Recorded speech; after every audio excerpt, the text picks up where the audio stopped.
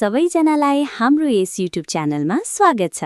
आज पनि हामीहरूले तपाईहरूका लागि नेपालको भूगोल सम्बन्धी केही प्रश्नहरू लिएर तपाईँ सामु आइपुगेका छौं। कृपया भिडियोलाई अन्तिमसम्म हेरी साथ दिनुहोला। अब ढिला नगरी आजका प्रश्नहरूतिर लागौं। तपाईहरूको लागि आजको पहिलो प्रश्न रहेको छ, नेपालले दक्षिण एसियाको कति प्रतिशत भूभाग ओगटेको छ? अप्सन ए मा रहेको छ 2.72%, अप्सन बी मा रहेको छ 0.30%, अप्सन सी मा रहेको छ 2.82%, अप्सन डी मा रहेको छ 2.80%। तपाईहरूको समय सुरु हुन्छ साथीहरू।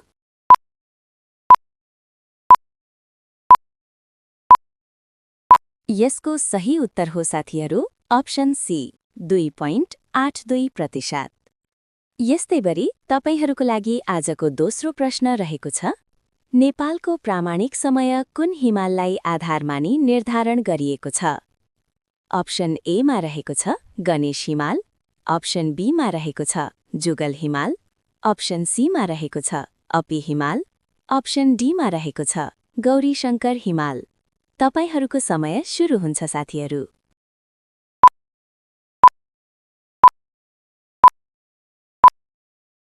यसको सही उत्तर हो साथीहरू अप्सन डी गौरीशंकर हिमाल। यस्तै गरी तपाईहरूको लागि आजको तेस्रो प्रश्न रहेको छ, नेपालको उत्तर दक्षिण सरदर चौडाइ कति रहेको छ? अप्सन ए मा रहेको छ 241 किलोमिटर, अप्सन बी मा रहेको छ 145 किलोमिटर, अप्सन सी मा रहेको छ 193 किलोमिटर, अप्सन डी मा रहेको छ 885 किलोमिटर। तपाईहरूको समय सुरु हुन्छ साथीहरू।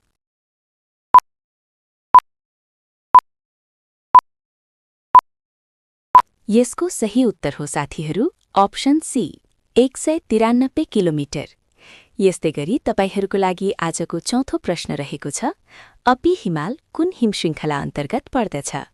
अप्सन ए मा रहेको छ जनक हिमश्रृङ्खलामा, अप्सन बी मा रहेको छ नीलगिरी हिमश्रृङ्खलामा, अप्सन सी मा रहेको छ धवलागिरी हिमश्रृङ्खलामा, अप्सन डी मा रहेको छ गुराँस हिमश्रृङ्खलामा। तपाईहरूको समय सुरु हुन्छ साथीहरू।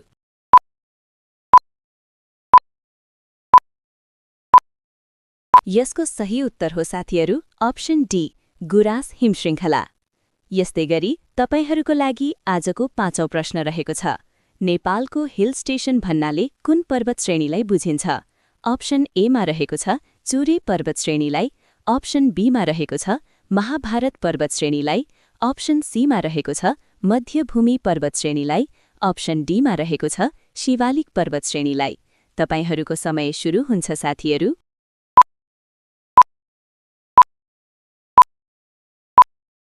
यसको सही उत्तर हो साथीहरू अप्सन बी महाभारत पर्वत श्रेणीलाई। यस्तै गरी तपाईहरूको लागि आजको छैटौं प्रश्न रहेको छ, भावर क्षेत्रले नेपालको कुल क्षेत्रफलको कति प्रतिशत भूभाग ओगटेको छ? अप्सन ए मा रहेको छ 4.5% भूभाग, अप्सन बी मा रहेको छ 8.5% भूभाग, अप्सन सी मा रहेको छ 12.5% भूभाग, अप्सन डी मा रहेको छ 4.2% भूभाग। तपाईहरूको समय सुरु हुन्छ साथीहरू।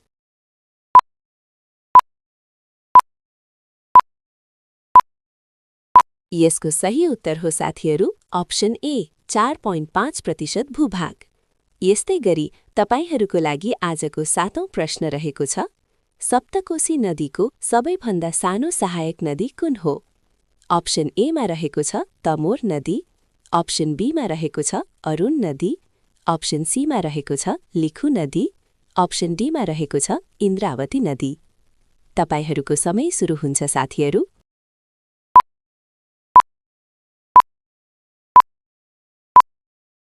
यसको सही उत्तर हो साथीहरू अप्सन सी लिखु नदी।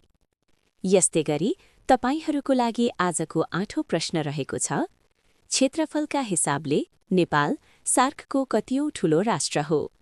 अप्सन ए मा रहेको छ तेस्रो ठूलो राष्ट्र, अप्सन बी मा रहेको छ चौथो ठूलो राष्ट्र, अप्सन सी मा रहेको छ पाँचौं ठूलो राष्ट्र, अप्सन डी मा रहेको छ दोस्रो ठूलो राष्ट्र।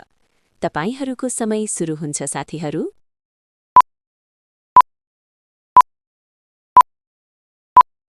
यसको सही उत्तर हो साथीहरू अप्सन बी, चौथो ठूलो राष्ट्र।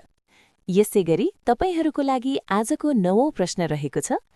काठमाडौँ उपत्यका समुद्री सतहबाट कति मिटर उचाइमा रहेको छ? अप्सन एमा रहेको छ करिब 1437 मिटर उचाइमा, अप्सन बीमा रहेको छ करिब 1442 मिटर उचाइमा, अप्सन सीमा रहेको छ करिब 1337 मिटर उचाइमा, अप्सन डीमा रहेको छ करिब 1373 मिटर उचाइमा। तपाईहरूको समय सुरु हुन्छ साथीहरू।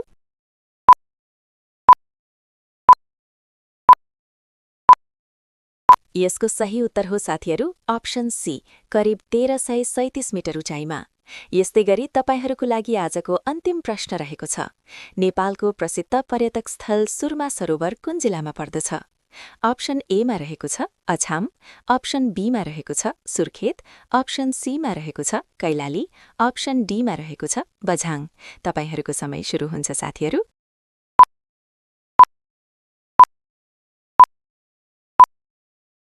यसको सही उत्तर हो साथीहरू अप्सन डी, बझाङ। हामीलाई भिडियो हेरी अन्तिमसम्म साथ दिनुभएकोमा धन्यवाद। साथै यस्तै खालका अन्य सामग्रीहरूको लागि हाम्रो यस च्यानललाई लाइक, शेयर एन्ड सब्स्क्राइब गरिदिनुहोला र तपाईहरूका केही सल्लाह, सुझाव तथा जिज्ञासाहरू भएमा हामीलाई इमेल मार्फत जानकारी गर्नुहोला। धन्यवाद।